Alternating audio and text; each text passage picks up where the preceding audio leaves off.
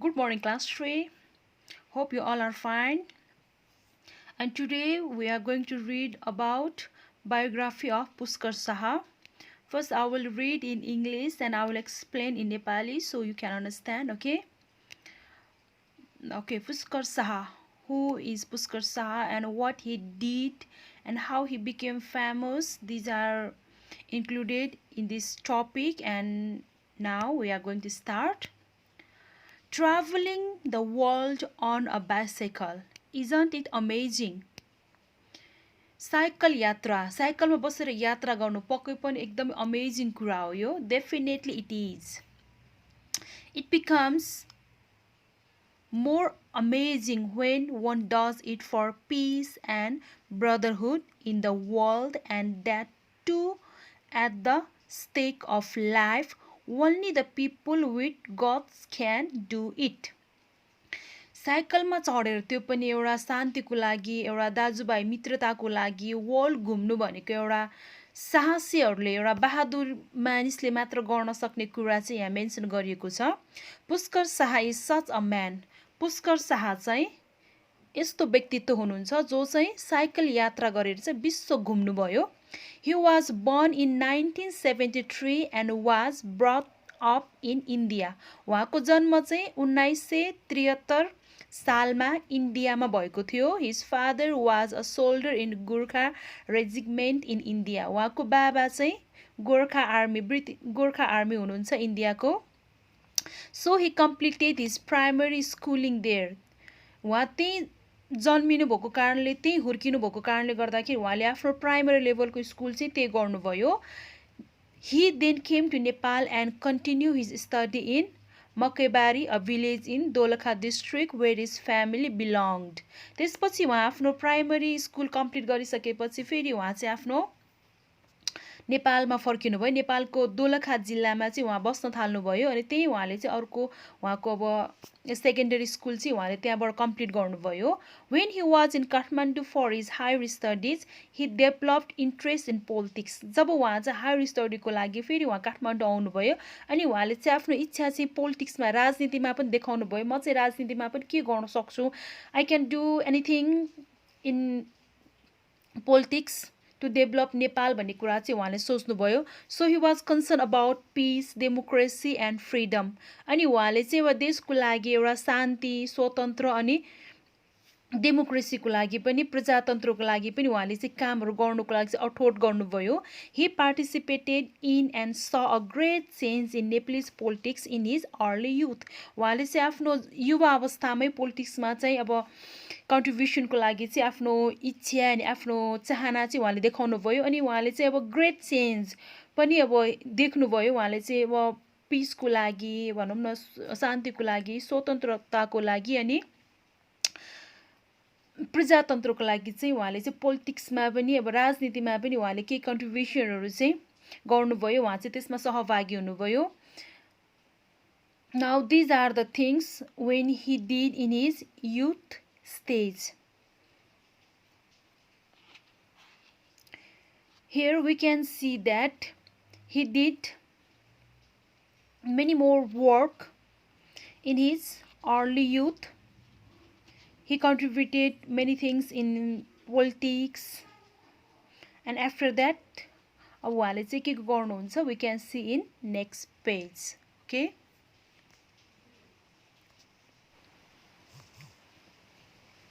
On November 29, 1998, he set off from Dolkha town at the age of 25 for a world bicycle trek. अनि उहाँले चाहिँ 1998 नोभेम्बरमा चाहिँ उहाँ दोलखाबाट चाहिँ जब त्यतिखेर उहाँ चाहिँ 25 इयर्सको हुनुहुन्थ्यो अनि वर्ल्ड ट्रिक चाहिँ म बाइसाइकल चढेर चाहिँ गर्छु भन्ने उहाँले चाहिँ निश्चय गर्नुभयो. His goal was to spread the message of peace and hope and to make Nepal his motherland known to the world. अनि उहाँले यो बाइसाइकल चढेर चाहिँ विश्व घुम्ने योजना किन गर्नुभयो भन्दाखेरि चाहिँ उहाँले शान्ति, आशा अनि आफ्नो मातृभूमि नेपाललाई चाहिँ विश्वमा चाहिँ उहाँले चिनाउन चाहनुहुन्थ्यो.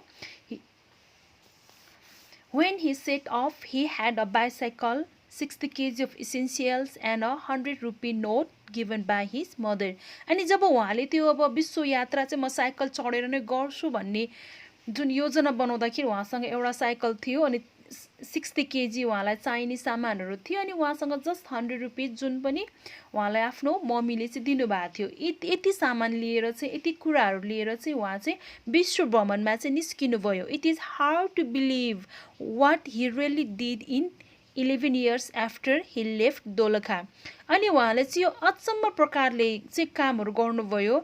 ही ट्राभल मोर देन 150 कन्ट्रिज। उहाँले चाहिँ विश्वको 150 भन्दा बढी देशहरू चाहिँ साइकलबाट नै उहाँले घुम्नुभयो। During his travel he had to face many challenges.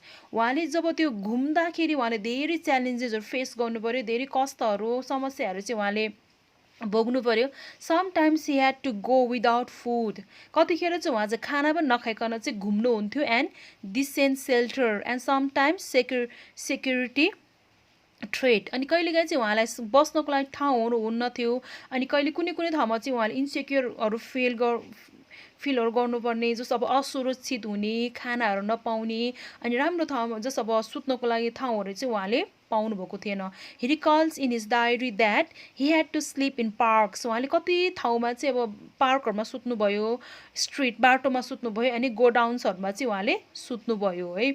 Hee had to feast and orange peels. कहिलेकाहीँ त उहाँले अरेन्ज पिल्सहरू मात्र पनि खाएर पनि साइकल ट्रिपमा चाहिँ उहाँ जानुभयो है। Once his bicycle was stolen in New Zealand. एकचोटि त उहाँको बाइसाइकल पनि चोरी भयो। जुन साइकलमा चढेर चाहिँ उहाँ घुम्नुहुन्थ्यो नि, विश्वमा ठाउँमा घुम्नुहुन्थ्यो, त्यो साइकल पनि उहाँको चाहिँ चोरी भयो। And once he was kidnap in Mexico. अनि एकचोटि त उहाँ त मेक्सिको भन्ने ठाउँमा त उहाँलाई त किडन्याप पनि गर्नुभयो है, गरेको थियो। Where he was all set to be murder. अनि उहाँलाई चाहिँ त्यहाँ चाहिँ मार्न पनि खोजेको थियो अरे।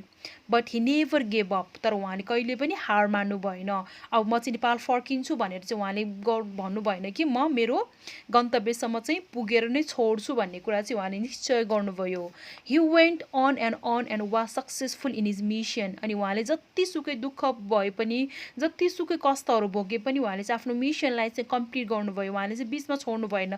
अब त मलाई गाह्रो भयो, म त अब नेपाल फर्किन्छु, मसँग साइकल पनि छैन, मसँग खानेकुरा पनि छैन, मसँग बस्ने ठाउँ पनि छैन भनेर उहाँले कहिले पनि हार मान्नु भएन है।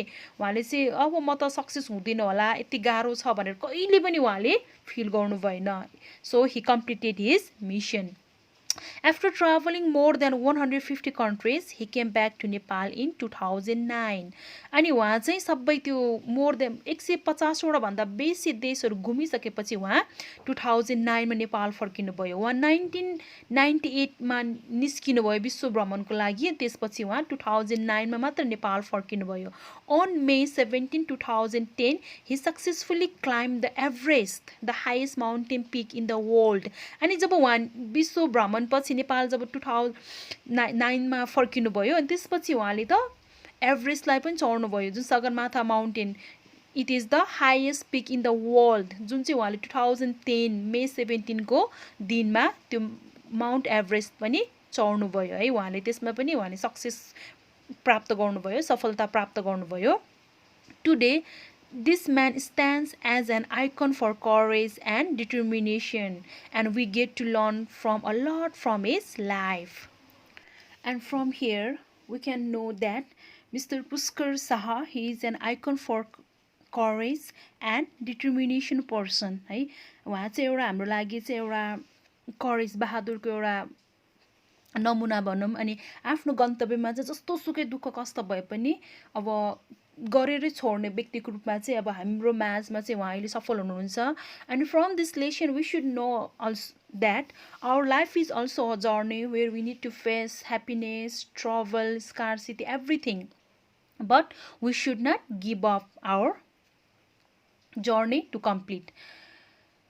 And even though we should not lose, हामीले त्यसलाई ए गाह्रो भयो भनेर छोड्ने होइन कि म यस्तो गर्न सक्दिनँ भनेर चाहिँ गर्ने होइन कि म गर्न सक्छु, आई क्यान डु। इभन सुरुमा सफल नभए पनि नेभर गिभ अप भनेको चाहिँ कहिले पनि हामीले चाहिँ हार मान्नु हुँदैन। हरेक कुराहरू चाहिँ आफ्नो समयमा चाहिँ एक न एक दिन चाहिँ त्यो के हुन्छ, सफल भएर नै छोड्छ। सुरुमा अलिकति गाह्रो हुन्छ, तर त्यो गाह्रोलाई पनि हामीले अब म गर्छु नि भनेर गऱ्यो भने त्यो गाह्रो पनि त्यति गाह्रो हुँदैन. Even now you are study in class 3 and your job is to study.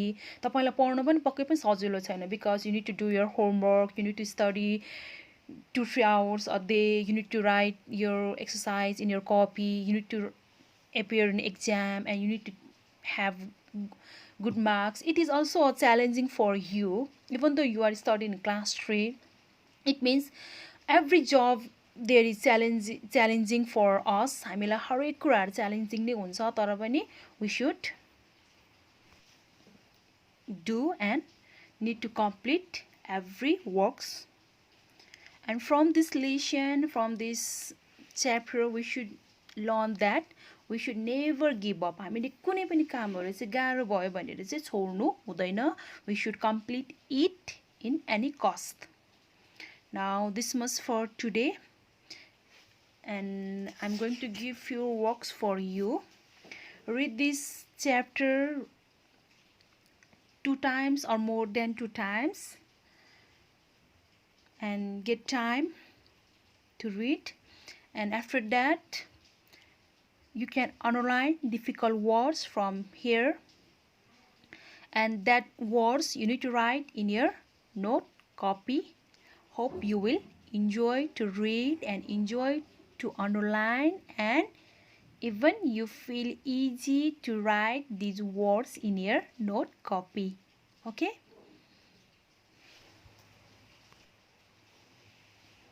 and thanks for listening.